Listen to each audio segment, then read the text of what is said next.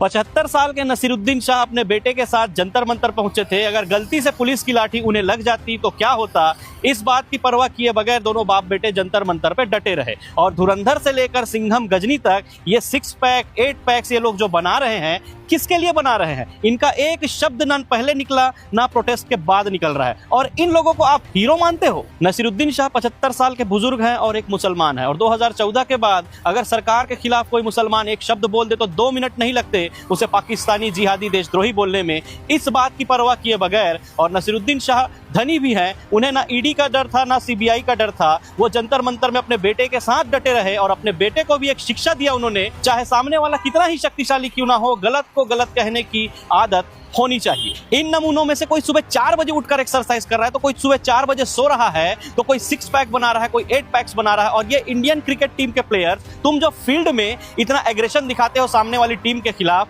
क्या मतलब है तुम लोगों का इतना दिखाने का? क्या मतलब है तुम लोगों को इतना दिखावा करने का जब 250 ग्राम का कलेजा तुम्हारे अंदर नहीं है?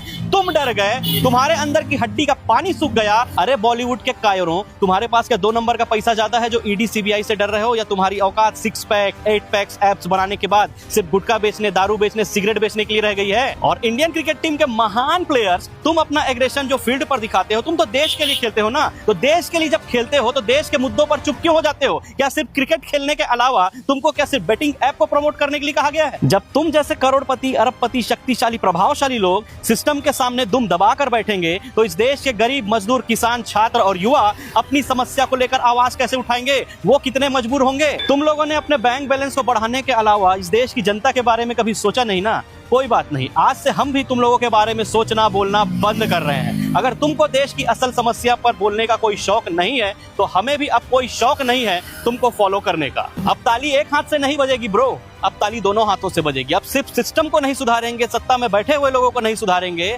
तुम जैसे दोगले सेलिब्रिटीज को भी हम सुधारेंगे। अब देश तुम जैसे दोगले सेलिब्रिटीज और फालतू क्रिकेटर्स को अनफॉलो करना शुरू कर चुका है। हम भी आपको अनफॉलो करेंगे। अब आपको फॉलो ये सड़क छाप 2 कौड़ी के जो बिना सिर पैर बिना दिमाग के जो अंधभक्त हैं, वही फॉलो करेंगे, क्योंकि आपने चुप रहकर इनके पॉपों का मनोबल बढ़ाया है। अगर वाकई में आप एक सच्चे देशभक्त है और इस देश के जरूरी मुद्दों से आपको फर्क पड़ता है, तो इन झूठे मक्कार दोगले सेलिब्रिटीज को आज से ही अनफॉलो करना शुरू करें, क्योंकि जो देश का नहीं वो हमारा नहीं। इन्हें हमारी जरूरत नहीं है, तो हमें भी इनकी कोई जरूरत नहीं है। जय हिंद, जय भारत।